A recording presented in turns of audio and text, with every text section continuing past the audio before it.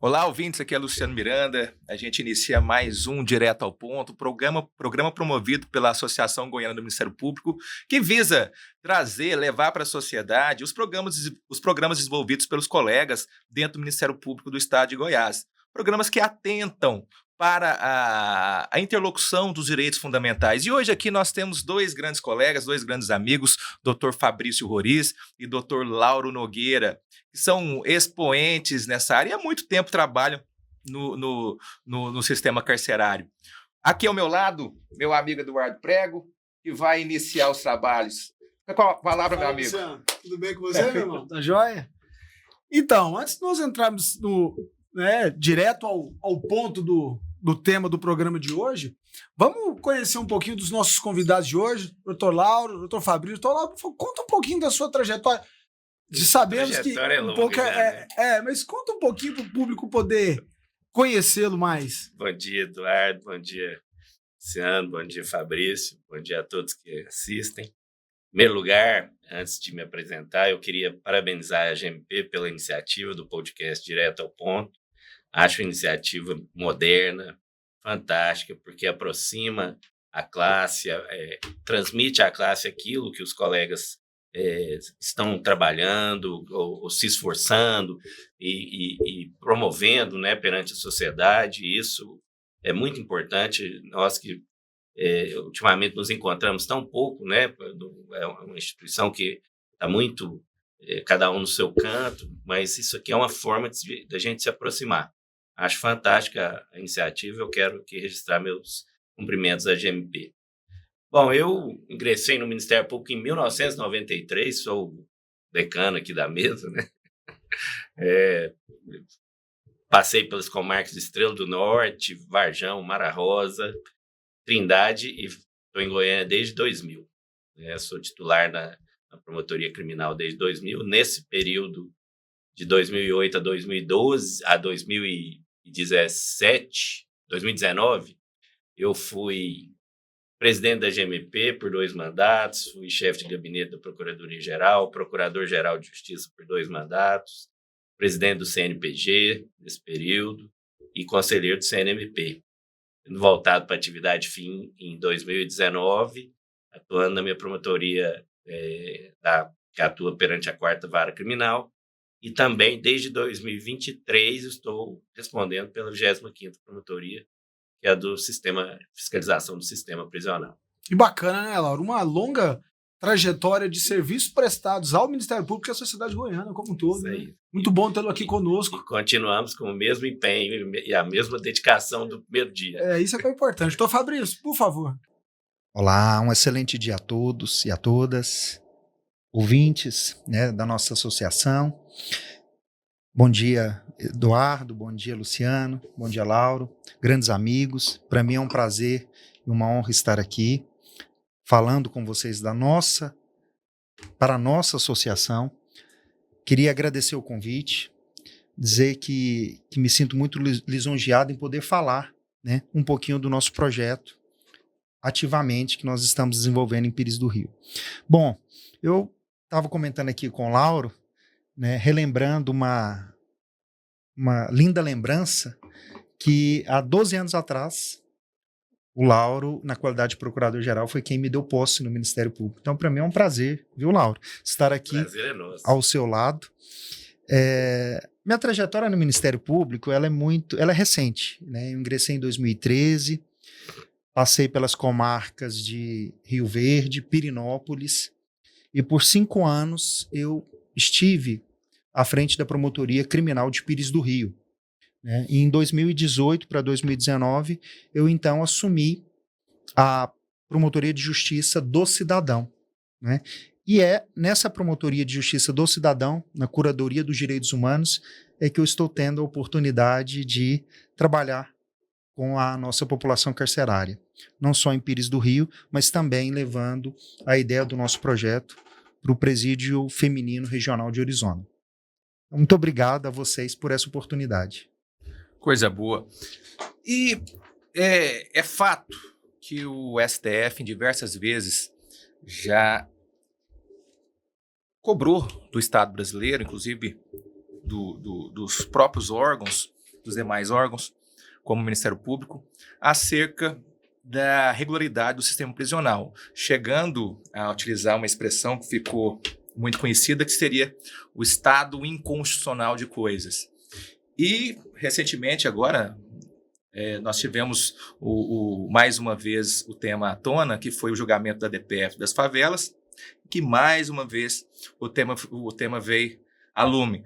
Recentemente, o Supremo julgou também a questão relativa à revista vexatória, que traz certa divisão, houve certa cisão em alguns pontos específicos entre os ministros, mas isso mostra que o tema sistema prisional sempre está em voga, sempre é questão de debate no Brasil.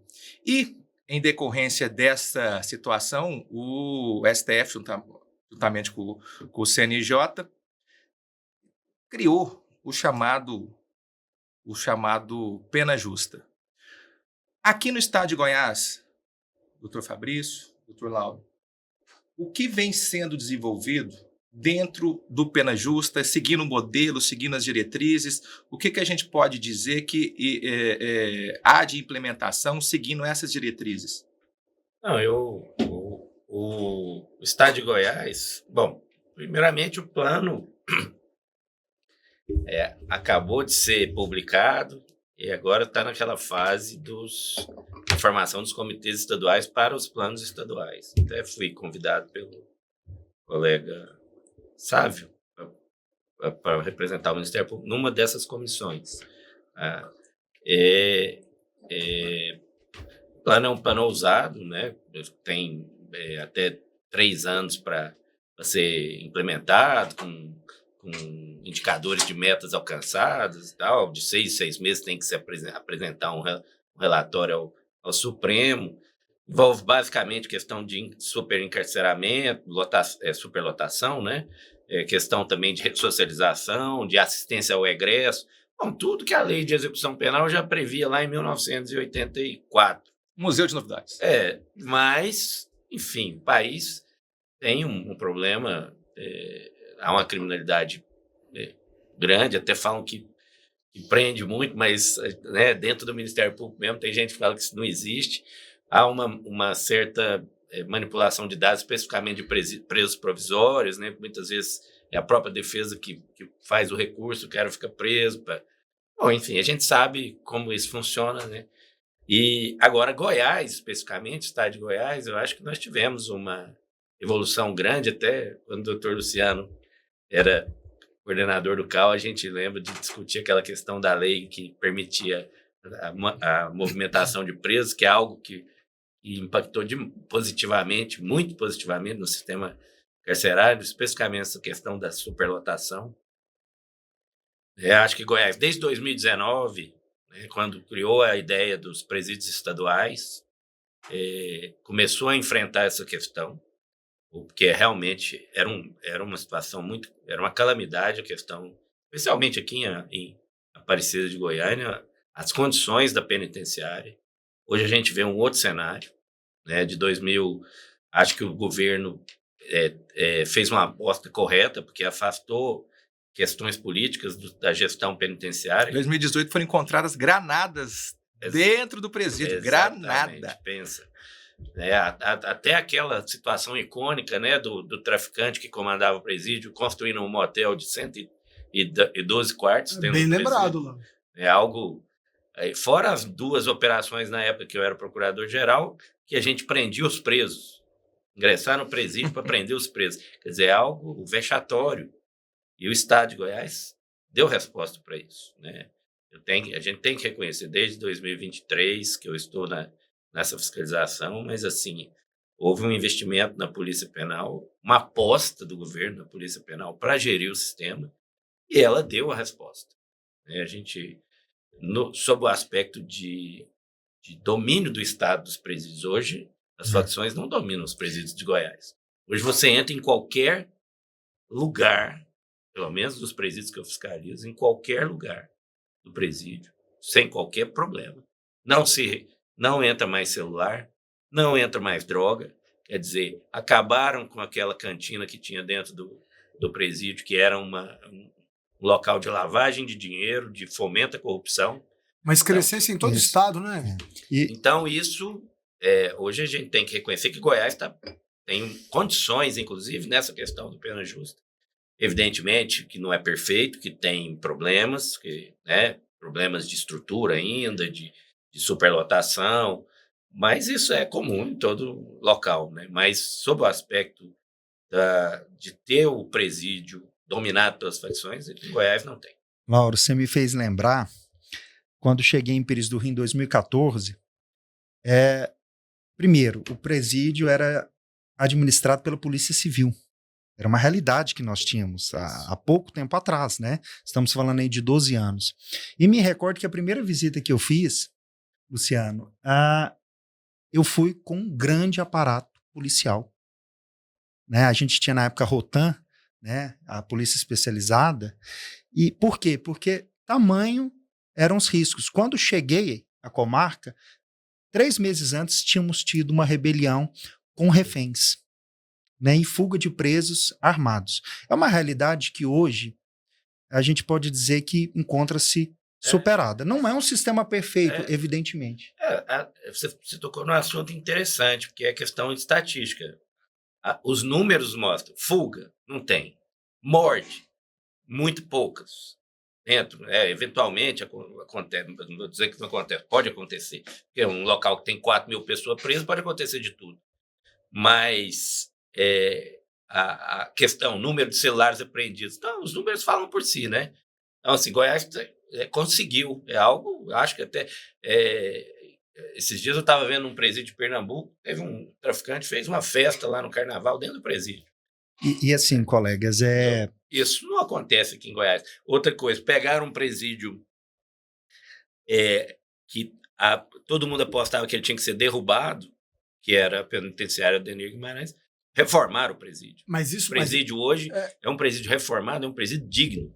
E isso também, Laura, me lembrou o que aconteceu em 2018, né? Com a rebelião que tivemos na colônia agrícola, que culminou com a extinção da colônia agrícola, Isso. a adoção do regime semiaberto domiciliar com monitoração eletrônica, trabalho obrigatório, que de certa forma ajudou nessa melhoria também. É bom também lembrar que, por exemplo, o Ministério Público está por trás de todo isso, tanto dando o apoio, acompanhando as iniciativas.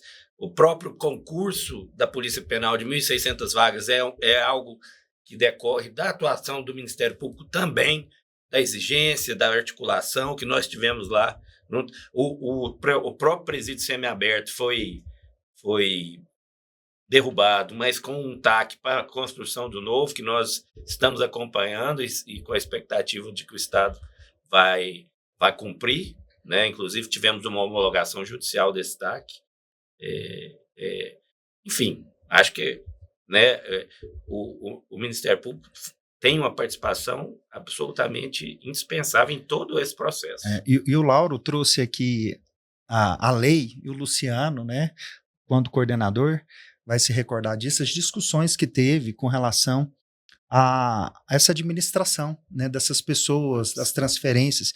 E digo que essa lei foi tão importante, Luciano, apesar de ter recebido críticas, enfim, né, de diversos atores, mas, por exemplo, na cidade, em Pires do Rio, foi essa lei que permitiu que nós transferíssemos gradativamente lideranças vinculadas a facções criminosas. E sedimentou a possibilidade agora, em 2023, de iniciarmos projetos, práticas sociais, educativas e restaurativas dentro de um ambiente seguro, dentro de um ambiente controlado. Exatamente. Houve uma... Você lembra? 19.000 alguma coisa. Você lembra do número dela? Inteira. Essa lei, como toda novidade em Goiás, antes disso, não sei se vocês são um pouco mais novos, mas era tudo assim, meu preso. Meu preso, minha vida. O juiz achava que era dono. Não pode mexer no meu preso sem minha autorização. O que é uma coisa... O que aconteceu? Permitiu hoje você ter um presídio estadual de segurança, mas 2 núcleos. Mas era assim só enquanto ele não dava trabalho. Porque na hora que dava trabalho, ele queria jogar para o vizinho. Tanto o presídio estadual de Planaltina, quanto o núcleo de custódia, quanto foram isoladas as lideranças das facções, as lideranças mesmo criminosas, com um rigor, um presídio de alta segurança, e isso facilitou a gestão da massa carcerária, porque o que permitiu o Estado tomar posse dos presídios. Hoje o Estado realmente, igual a Polícia Penal de Goiás, tomou posse dos presídios, não são os presos, né? Isso é bacana. Luciano, só me surgiu aqui uma possibilidade de fazer uma pergunta, já que, Lauro, você falou do protagonismo do Ministério Público, né, toda essa arrumação do sistema penitenciário goiano, e a gente sabe que, e você tocou também em 2 pontos interessantes no começo da Registrar sua aqui a fala. atuação do Dr. Fernando Krebs, ele que eu Muito bem substituí lembrado. ele. Muito bem Foi- lembrado. Atuou de forma muito proativa nessa questão. Na 25ª Promotoria. Exatamente. Muito bem lembrado. E aí você tocou em 2 pontos muito importantes quando a gente fala de cumprimento de pena, que é a superpopulação carcerária e a ressocialização. E aí, Luciano, abre aspas para fazer uma pergunta. Dentro do programa do Pena Justa, existem alguns pontos específicos, algumas metas, e uma delas é a melhoria da educação dentro das unidades prisionais. Até porque a educação, a leitura, inclusive como uma iniciativa do Ministério Público de Goiás também, acarreta remissão e, no próprio acepção da palavra, a educação do preso que vai gerar para ele, quando ele sair da situação, possibilidades. Né? O que está sendo feito aqui no estado? Quais são as suas experiências? Foram aplicadas aqui no estado, em Goiânia, em comarcas do interior, para os ouvintes poderem entender um pouquinho daquilo do grande trabalho que está sendo realizado. Isso. Prego, você me fez lembrar um importante ato normativo, que foi até fruto de uma iniciativa do Ministério Público com outros órgãos, que foi a edição de uma portaria conjunta que nós tivemos em 2023, que trouxe a possibilidade da implementação de práticas sociais educativas nesses ambientes que a gente fala que é um ambiente informal de educação, que não é uma sala de aula convencional. Porque a nossa legislação, a nossa lei de execução penal, ela diz muito pouco com relação à remissão, né? Tanto é que é um projeto para se implementar na lei de execução penal a Esse que você remissão. está citando é aquele protocolo comum das instituições, do Tribunal de Justiça, daquela resolução que permitiu essa... Isto. E com isto, diversas instituições procuraram o Ministério Público, né? E, especialmente em Pires do Rio, nós tivemos a grata surpresa de sermos procurados por professores do Instituto Federal Goiano, do campus Urutaí, né? Lembrando que o Instituto Federal Goiano tem 12 campos no estado, e fomos procurados com essa proposta de implementar em Pires do Rio, na unidade prisional de Pires do Rio, oficinas de leitura, né? A partir de um método, né, utilizando-se ali método do Paulo Freire, a partir de que forma isto começou em Pires do Rio? Nós já tínhamos a remissão pela leitura, que foi implementado pela própria Polícia Penal. A proposta das oficinas de leitura, ela vai além. Lá nós tivemos, então, um projeto que foi iniciado em setembro de 2023, com 12 professores do Instituto Federal e 8 alunos, desenvolvendo ali oficinas de leitura a cada 15 dias. Mas não é simplesmente uma leitura. Lá se desenvolve a capacidade crítica, reflexiva, e também são desenvolvidas atividades educacionais que são feitas pelos reeducandos nas suas celas. Então há uma participação efetiva da academia. Extremamente efetiva, e uma participação que hoje, Prego, eu digo que ela é absolutamente voluntária. Esses profissionais, eles estão já há quase 2 anos conosco, dentro da unidade prisional de Pires do Rio. Hoje nós temos 2 turmas, uma com determinado número de presos e uma outra turma com 20 presos. E essa primeira etapa do projeto, nós dividimos ela de que forma? Nós temos uma primeira turma que começou em 2023 e teve 10 encontros. Tiveram ali emissão de certificado dessa prática pelo Instituto Federal Goiano, que foi reconhecida pelo Poder Judiciário para fins de remissão. No segundo momento, em abril de 2024, nós iniciamos o segundo módulo dessa primeira turma e começamos uma nova turma. Então, tivemos 2 turmas paralelas. Agora, nós estamos terminando, nós iremos terminar, e aquela primeira turma que começou em 2023, ela vai para o seu 3º ano, para a sua terceira etapa. Ou seja, Formando, hein?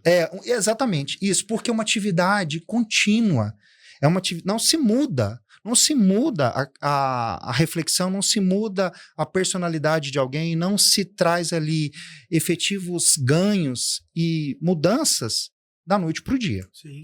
Então, qual é a ideia do projeto? Nós terminarmos o 3º ano da primeira turma e continuarmos com a outra turma e começando uma nova turma. Então, o projeto, e por que é assim dessa forma? Porque nós tivemos que, inclusive, fazer intervenções na unidade prisional. Porque as nossas unidades, em regra geral no Estado, elas não estão ainda preparadas para receber essas atividades educacionais. Então, o que nós tivemos que fazer? Nós tivemos que, primeiro, montar uma sala com cadeiras, com toda a estrutura. Nós compramos mais de 200 obras com recursos de acordo de não persecução penal, né, e parceria entre o Ministério Público, o Poder Judiciário e o CONSEG, Conselho de Segurança, e adquirimos data show, adquirimos diversos instrumentos para essa prática social, que a gente chama de prática social educativa. E é tão interessante que a boa prática foi além de Pires do Rio. Por quê? Porque a direção da Unidade Prisional Feminina de Orizona, que é um presídio exclusivamente feminino, tomou conhecimento desse projeto, procurou o Instituto Federal Goiano e levamos para lá, em janeiro de 2024, as oficinas de leitura para 60 mulheres. Olha que bacana. As boas práticas elas se disseminam. Né? Exatamente. E aí, dentro de todo esse processo, nós buscamos a formalização de um protocolo de intenções que foi assinado entre o Ministério Público, por meio da Procuradoria-Geral, a Polícia Penal, por meio do seu diretor-geral, e o Instituto Federal Goiano, por meio da sua reitoria. Por quê?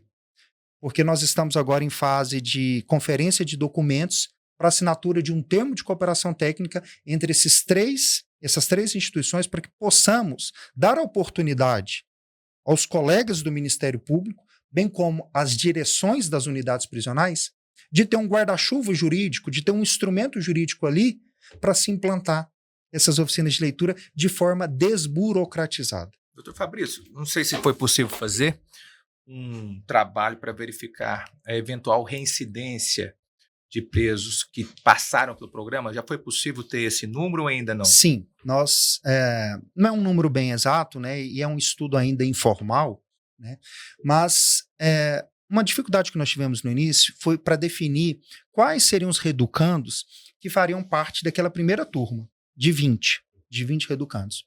Isso ficou a cargo da Polícia Penal, que ela teria mais condições, e aí eles escolheram determinado grupo de reeducandos. No curso das oficinas, nós verificamos que alguns presos progrediram para o semiaberto e, portanto, saíram daquela turma. De modo que nós começamos com 20 e terminamos com 16. 16 e o 17º no semiaberto. Então, só para a gente entender, no início o projeto foi aplicado a presos do regime fechado. Exatamente. E presos condenados, cumprindo prisão pena. Justamente por quê? Porque como o curso ele tem duração de aproximadamente 6 meses, a nossa intenção é que o reeducando ele comece e termine aquele plano de trabalho, aquele plano de estudo. E consiga ali ter seus benefícios de remissão de pena e também seus benefícios pessoais, né? No que se refere à autoestima. O que acontece, Luciano? Então, depois desses 2 anos, nós tivemos aproximadamente 5 ou 6 reeducandos que ganharam semiaberto, né? Um deles foi transferido para a Bahia e os outros 5 progrediram. Inclusive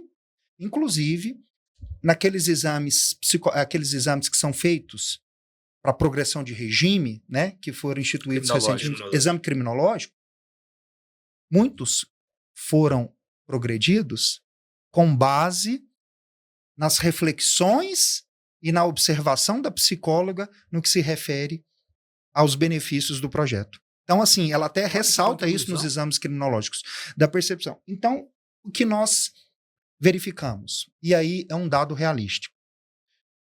Um dos reeducandos, ele está trabalhando formalmente, ele não reincidiu. Os demais também ainda não reincidiram. Mas nós, infelizmente, nós já temos informações que alguns deles estão voltando para uma causa, para um cenário que foi determinante para que eles estivessem lá, que se chama tráfico de entorpecentes.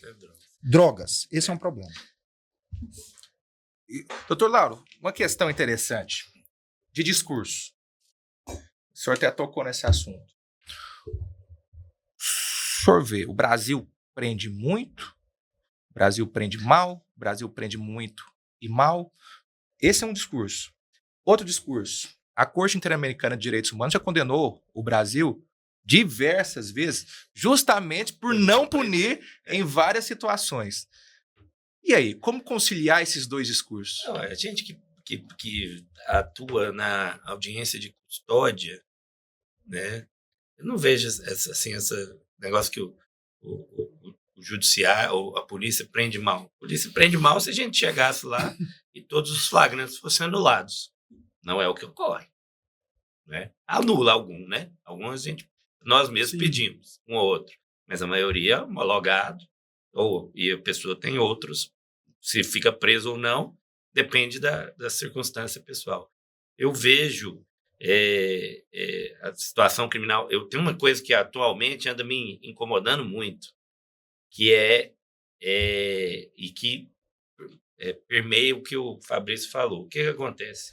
A pessoa entra num ambiente, especialmente hoje, nós temos um sistema penal com inúmeros benefícios despenalizadores, mas tem uma parcela da população que não é de criminoso violento ou criminoso grave, que não consegue ser atingida por nem medida cautelar alternativa à prisão e nem benefício, que é a população em situação de rua. Você pode olhar, você repara no seu projeto, tudo que for lá escrito situação de rua, o processo está em andamento, porque não cabe NPP, não cabe monitoração, o cara tem aquele monte de crime pequeno no antecedente. Agora, o que a sociedade vai fazer?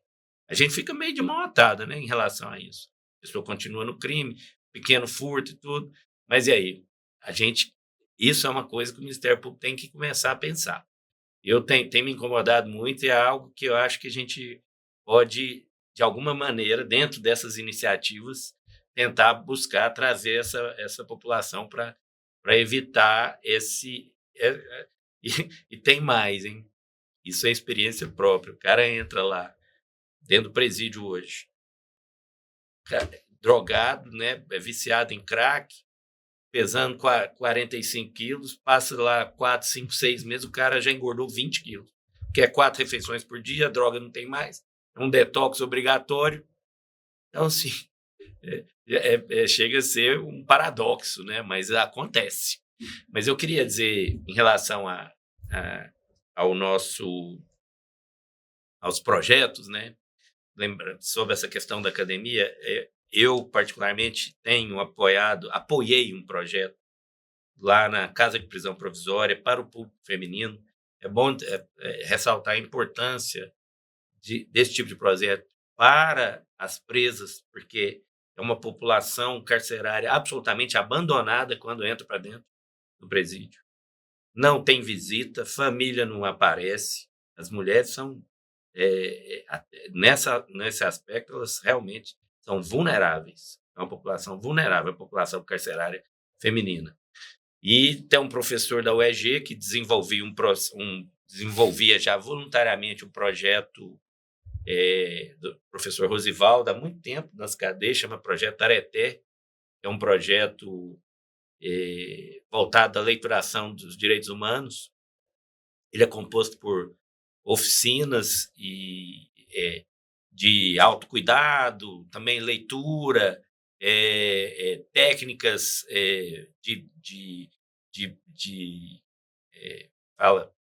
questão de salão de beleza, de corte de cabelo. Então, ele é uma coisa, cinema. ele faz levou uma questão, um professor de cinema para discutir os filmes, passa filme. Então, assim, ele envolve de uma maneira muito interessante sobre esse aspecto de que o objetivo principal de resgatar a autoestima e a própria humanidade daquela pessoa que está ali. Não sei se vocês reparam, não sei, é algo que me chama a atenção, a pessoa entra no presídio, ela perde a identidade, né? Você chega ali, eu até já fiz uma recomendação para fazer imagens do preso quando ele entra no sistema, porque às vezes você precisa de um reconhecimento fotográfico, alguma coisa, o cara chega lá, raspa a cabeça e engorda, e roupa amarela, tanto homem quanto mulher, e aí você perde, fica parecendo... Você não consegue fazer reconhecimento na instrução. Durante o período da instrução, o cara já se transforma.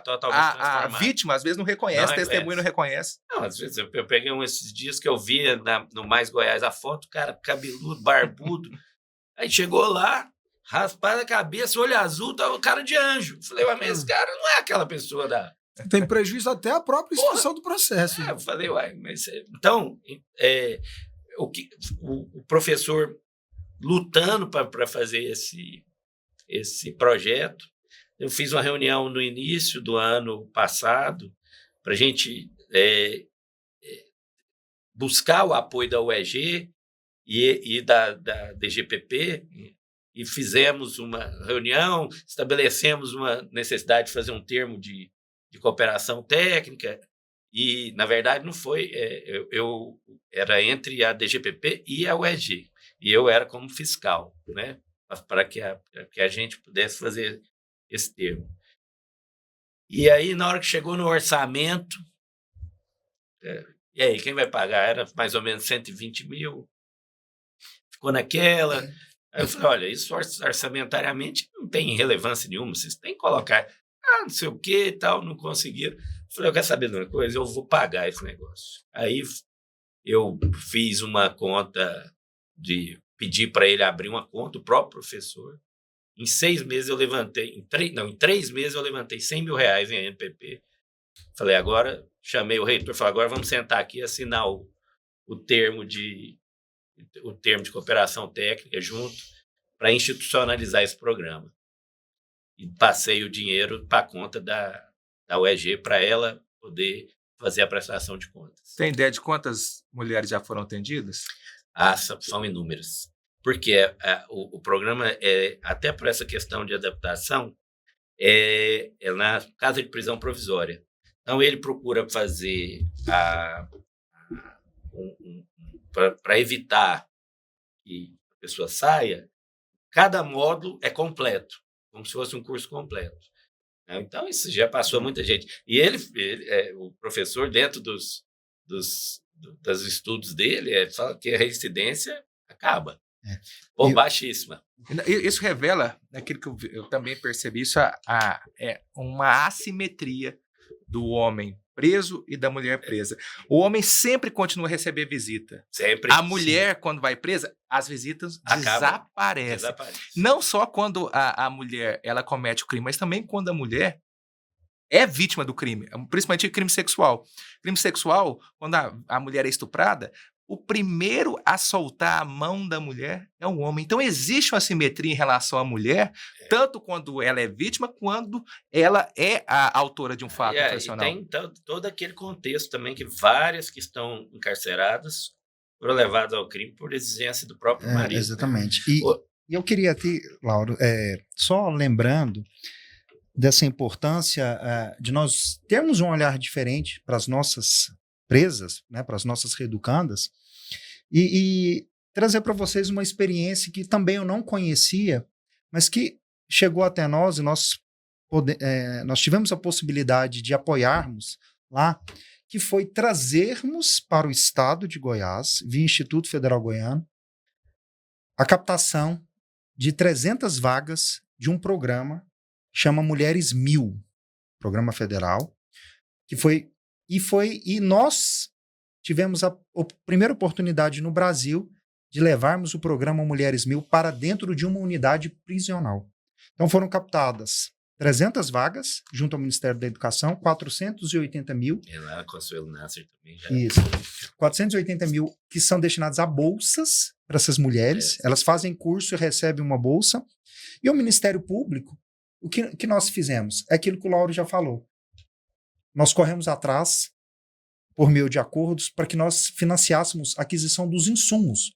Então, hoje, nós temos 10 cursos dentro desse programa, em 4 unidades femininas. Em Orizona, Goianápolis, Aparecida de Goiânia, e a quarta eu não me recordo agora. Consuelo Nasser. Isso. Penitenciária Exatamente. feminina aqui do complexo. E a ideia agora, e dá uma boa notícia, é que o Instituto Federal está atrás de novas vagas, porque todo ano renova essas vagas. Outra coisa, só concluindo, né? Aí nós fizemos uma solenidade lá na Procuradoria-Geral, assinamos o termo e o projeto está institucionalizado. Aí, por quê? Até então, como já foi dito pelo Fabrício, tudo muito voluntário. Agora o cara tem condição, com orçamento, pelo menos remunerar o transporte dos oficineiros, aqueles que se dispõem ao trabalho dentro da faculdade para poder prestar o serviço. Porque realmente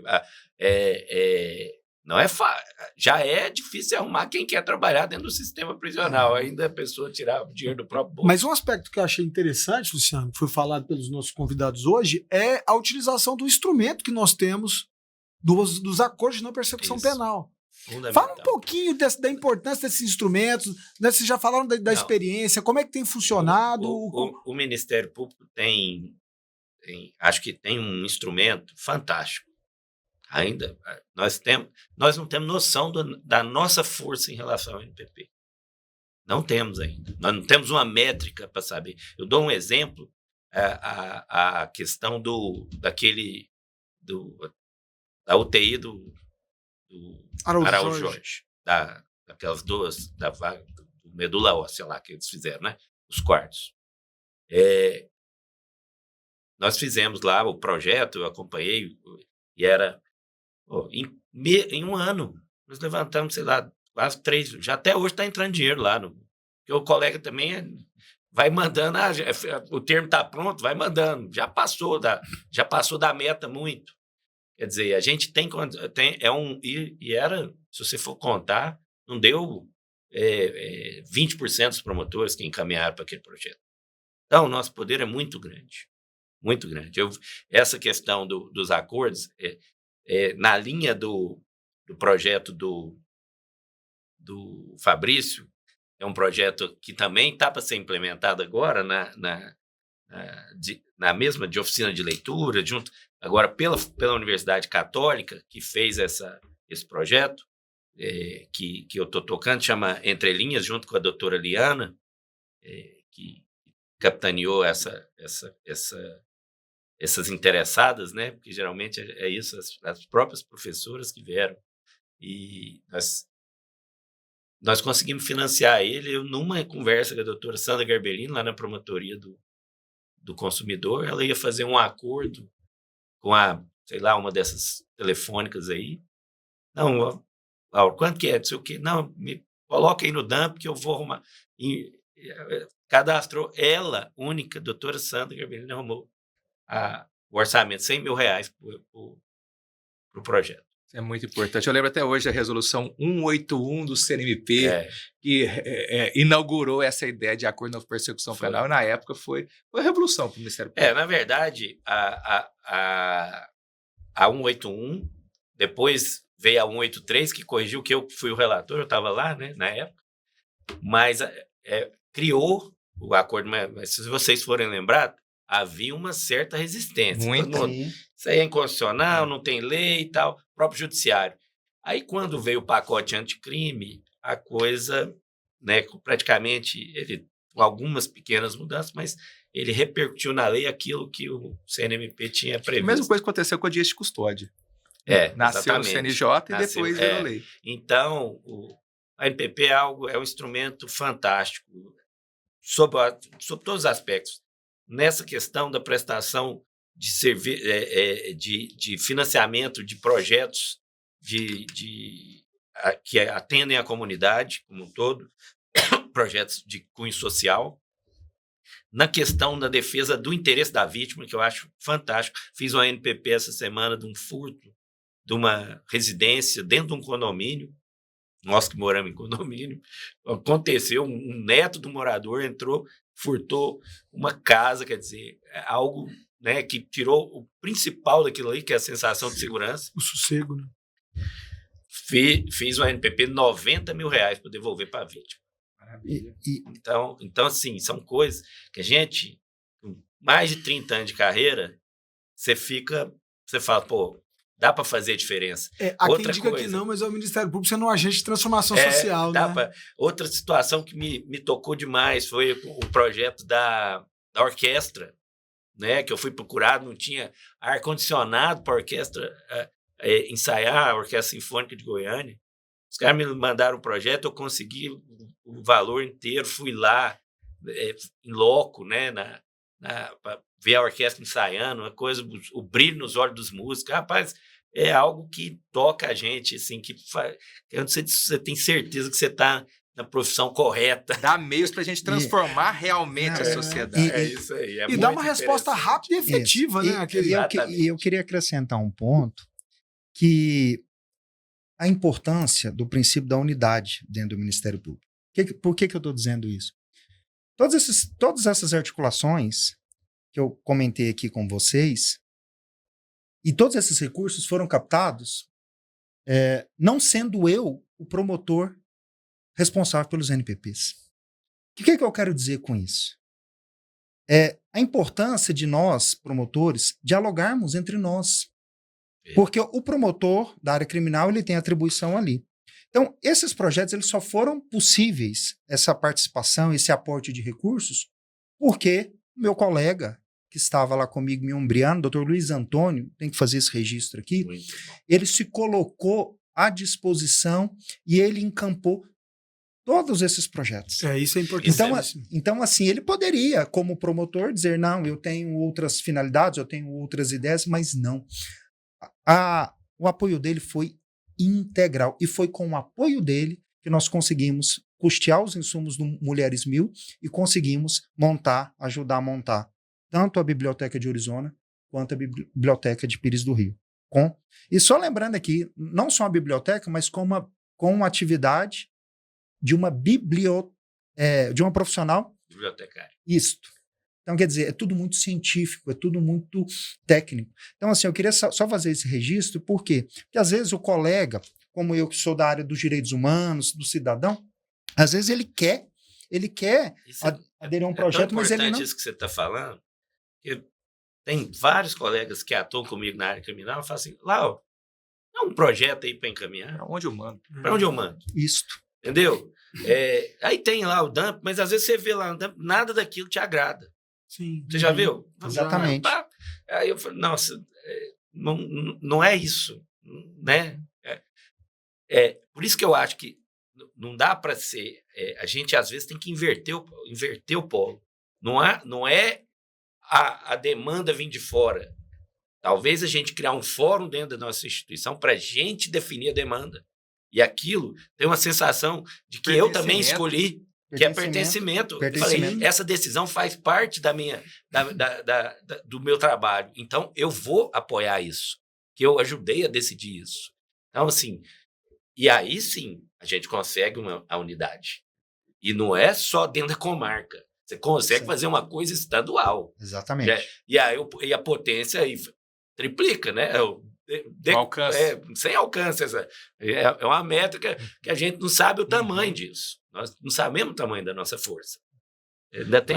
E vale dizer também que você vê, a Polícia Civil nomeou 1.000 policiais esse ano aqui em Goiás. Isso impactou de uma maneira no trabalho, não tem noção.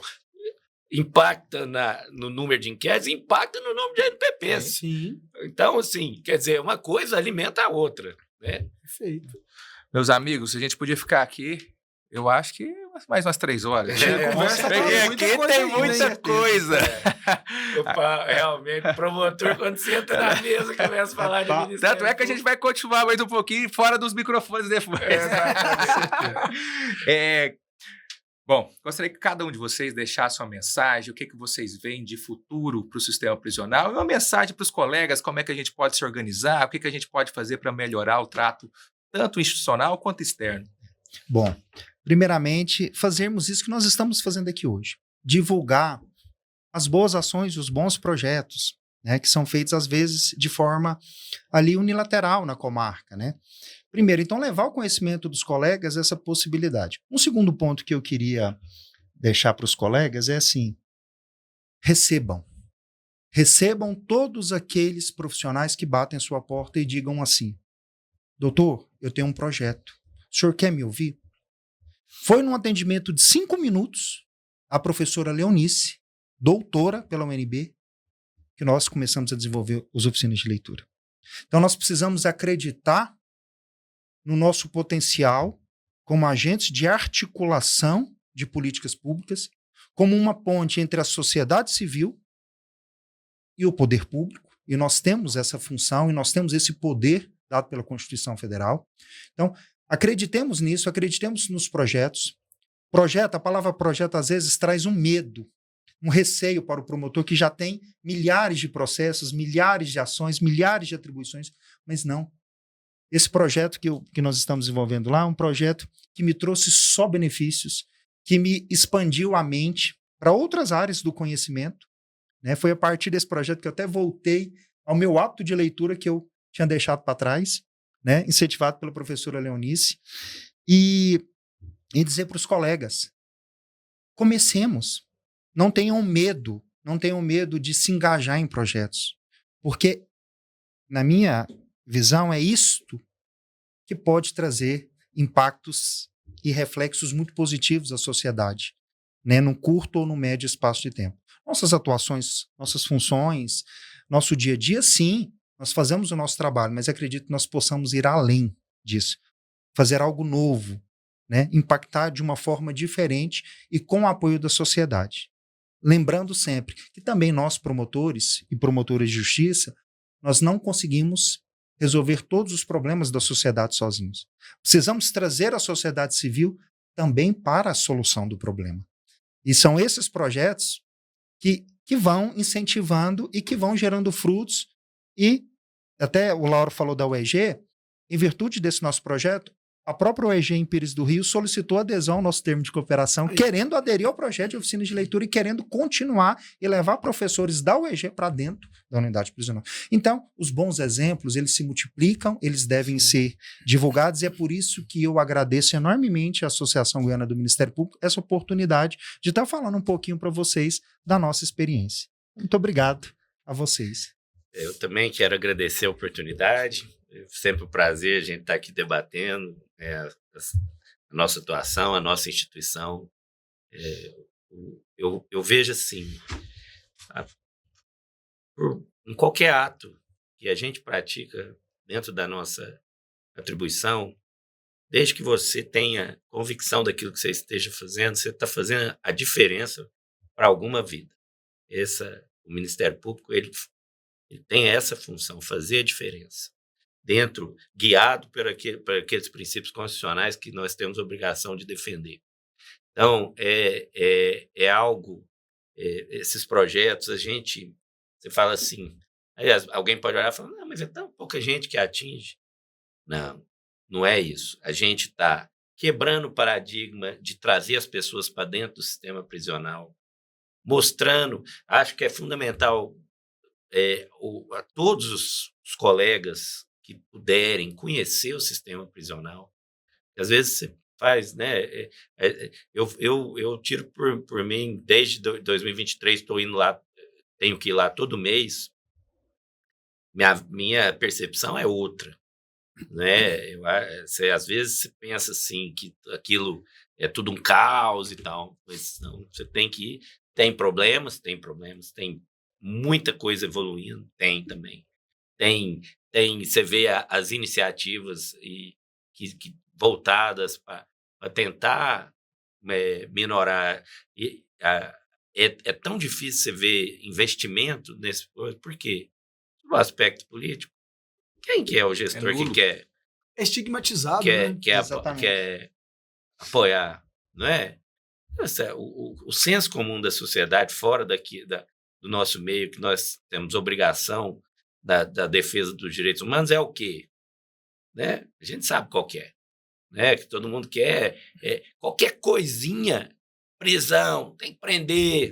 Né? Tá lá porque quer. Exatamente. Tá lá porque quer. Exatamente. Então, isso, ainda mais nessa polarização que a gente vive hoje, é algo, né, que a gente tem esses problemas a enfrentar. Nós temos que transitar nesses dois polos de maneira eficiente. E eu acho que a divulgação dessas iniciativas aqui pela GMP é fundamental. Como o Fabrício falou, às vezes a pessoa tem uma certa resistência, mas é bom dar uma chance. Dar uma chance dos outros trabalharem pela sociedade com o seu apoio. Que é isso que eles, quando se bate na porta do Ministério Público, o que eles buscam? Apoio, respaldo. É isso que nós temos. Isso, para nós, demonstra o peso da nossa palavra, da nossa assinatura, daquilo que nós representamos. Né? O Ministério Público ele consegue abrir qualquer porta, desde que seja pelos bons propósitos. E isso é importante, que os colegas né, pensem e pratiquem, porque isso vai, a cada dia, trazer maiores benefícios ou para a população prisional, para a sociedade em comum e um fortalecimento da nossa instituição. Meus amigos, foi ótimo o bate-papo. Já temos que marcar a próxima resenha, né, Luciano? Urgente. Muito obrigado pela presença de todo mundo. Valeu, gente. Muito obrigado. Um abraço a todos. E se você gostou dessa conversa, inscreva-se no canal, dê o seu like, que a gente precisa divulgar esse trabalho. Um grande abraço a todos.